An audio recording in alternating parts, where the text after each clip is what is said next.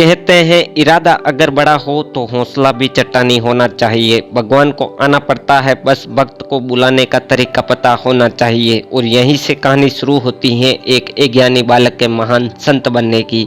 सिर्फ 10 साल की आयु में स्वामी परमानंद जी महाराज अपनी माँ से कहते हैं, माँ मैं पढ़ाई नहीं गीता पढ़ना चाहता हूँ, रामायण को समझना चाहता हूँ, भगवान को मानने से पहले समझना चाहता हूँ। मैं घर छोड़कर आश्रम में भगवान से मिलने जाता हूँ। माँ को लगा बेटे को किसी ने कुछ बताया होगा, पिता को लगा उसने किसी संत की बात सुन ली होगी, पर परमानंद जी महाराज के दिल का कनेक्शन भगवान से था। स्वामी परमानंद जी महाराज ने घर छोड़ दिया। 10 साल की उम्र में मोक्ष की नगरी कांसी में भगवान से मिलने की एक अभिलाषा लेकर पहुंच गए। महाराज जी खुद बताते हैं कि मैं सुबह 4 बजे ही गंगा में स्नान करता, फिर भिक्षा मांगकर प्रसाद ग्रहण करता, सत्संग में ध्यान लगाता, वाराणसी संतों की नगरी है उनके साथ रहता। जिस दिन भिक्षा नहीं मिलती उस दिन गंगा जल ग्रहण कर ही भगवान का अनुसरण करता। वाराणसी में गंगा की गोद में सोए परमानंद जी महाराज को एक दिन सपने में भोलेनाथ आते हैं और कहते हैं, तुम यहाँ क्या खोज रहे हो? तुम्हें भगवान से मिलना है तो वृंदावन जाओ। स्वामी जी के जीवन से जुड़े हर पहलू को हमने विस्तार से आगे बताया है। अगर आप भी स्वामी परमानंद जी महाराज के एक खट्टर भक्त हैं तो हमें सराहना दें, हमारे वीडियो को लाइक और चैनल को सब्सक्राइब करके प्लीज हमारी छोटी सी मांग आप पूरी जरूर करें। महाराज जी का आशीर्वाद आप सब पर बना रहे, हम यही प्रार्थना करते हैं। तो चलिए शुरू करते हैं। बाबा ने दूसरे ही दिन रास्ता नाप दिया और फिर वृंदावन पहुंचे तो जिंदगी दूसरा अध्याय लिखने को तैयार थी। वृंदावन में श्री द्वारकाधीश के दर्शन करते हुए परमानंद जी महाराज फूट फूट कर रोने लगे। मंदिर के बाकी भक्तों ने देखा एक जवान बालक संत के रूप में भगवान को निहार कर रो रहा है।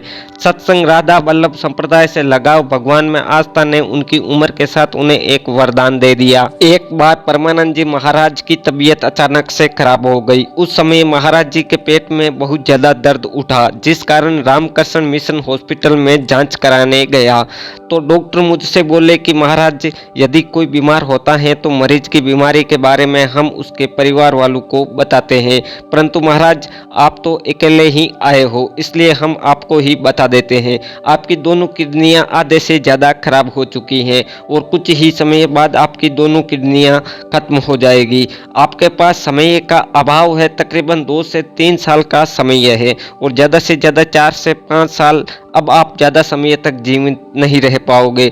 लेकिन भगवान की आस्था ने उनकी उम्र के साथ उन्हें एक वरदान दे दिया। आज 19 साल से किडनी खराब होने के बाद भी महाराज जी स्वस्थ हैं। महाराज जी इसे कृष्ण और राधा जी की कृपा बताते हैं और उन्होंने अपनी दोनों किडनियों के नाम भी राधा और कृष्ण रखा है।